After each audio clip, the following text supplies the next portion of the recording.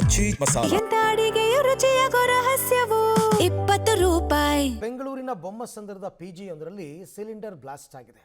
9 ಜನಕ್ಕೆ ಗಾಯ ಆಗಿದೆ.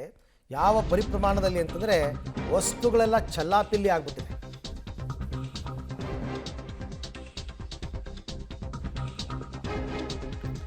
ಆನೇಕಲ್ ತಾಲೂಕಿನ ಬೊಮ್ಮಸಂದ್ರದಲ್ಲಿ ನಡೆದಿರೋ ಘಟನೆ. ಸ್ಫೋಟದ ತೀವ್ರತೆಗೆ ಕಿಟಕಿ ಬಾಗಿಲುಗಳೆಲ್ಲ ಛಿದ್ರವಾಗೋಗಿದೆ. 9 ಜನ ಗಂಭೀರ ಗಾಯವಾಗಿದ್ದಾರೆ. ಆಸ್ಪತ್ರೆಗೆ ಅವರನ್ನು ದಾಖಲು ಮಾಡಲಾಗಿದೆ.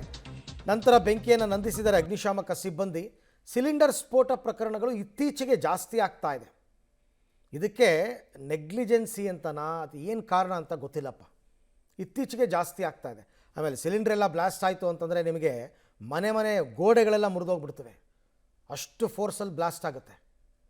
ಸೊ ನೋಡ್ತಾ ಇದ್ದೀರಾ ದೃಶ್ಯದಲ್ಲಿ ಒಂದು PGನಲ್ಲಿ ಈ ರೀತಿ ಆಗಿರೋವಂಥದ್ದು. ಪ್ರಾಣಾಪಾಯ ತನಕ ಹೋಗಿಲ್ಲ, ಬಟ್ 9 ಜನರ ಸ್ಥಿತಿ ಗಂಭೀರವಾಗಿ ಗಾಯಗೊಂಡಿದ್ದಾರೆ ಪಾಪ. ಬೆಳಿಗ್ಗೆ ಇದ್ದಕ್ಕಿದ್ದಂಗೆ ಬ್ಲಾಸ್ಟ್ ಆಯಿತು. ಆಚೆ ಬಂದವರು ಹುಡುಗರೆಲ್ಲ ಆಚೆ ಬರ್ತಾ ಇದ್ರು.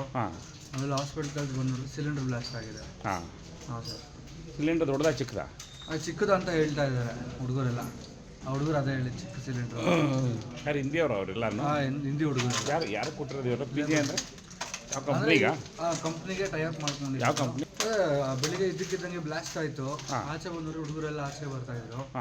ಆಮೇಲೆ ಹಾಸ್ಪಿಟಲ್ ಬಂದರು, ಸಿಲಿಂಡರ್ ಬ್ಲಾಸ್ಟ್ ಆಗಿದೆ. ಹಾಂ ಸರ್. ಸಿಲಿಂಡರ್ ದೊಡ್ಡದಾ ಚಿಕ್ಕದಾ? ಚಿಕ್ಕದು ಅಂತ ಹೇಳ್ತಾ ಇದ್ದಾರೆ ಹುಡುಗರೆಲ್ಲ. ಆ ಹುಡುಗರು ಅದೇ ಹೇಳಿ ಚಿಕ್ಕ ಸಿಲಿಂಡರ್. ಯಾರು ಹಿಂದಿಯವರು ಅವರೆಲ್ಲ? ಹಿಂದಿ ಹುಡುಗರು. ಯಾರು ಕೊಟ್ಟಿರೋದು ಇವರು? PG ಅಂದರೆ ಯಾವ ಕಂಪ್ನಿಗ? ಕಂಪ್ನಿಗೆ ಟೈಅಪ್ ಮಾಡ್ಕೊಂಡು. ಯಾವ ಕಂಪ್ನಿ? ಬೆಳಿಗ್ಗೆ ಇದ್ದಕ್ಕಿದ್ದಂಗೆ ಬ್ಲಾಸ್ಟ್ ಆಯಿತು. ಆಚೆ ಬಂದವರು ಹುಡುಗರೆಲ್ಲ ಆಚೆ ಬರ್ತಾ ಇದ್ರು. ಆಮೇಲೆ ಹಾಸ್ಪಿಟಲ್ ಬಂದರು, ಸಿಲಿಂಡರ್ ಬ್ಲಾಸ್ಟ್ ಆಗಿದೆ. ಹಾಂ ಸರ್. Okay, by careful.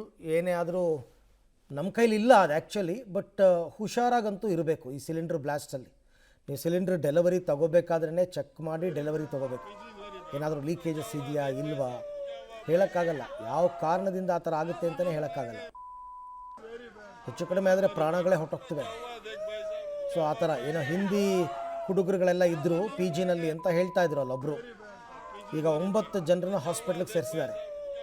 9 ಜನಕ್ಕೂ ಗಂಭೀರ ಗಾಯವಾಗಿದೆ.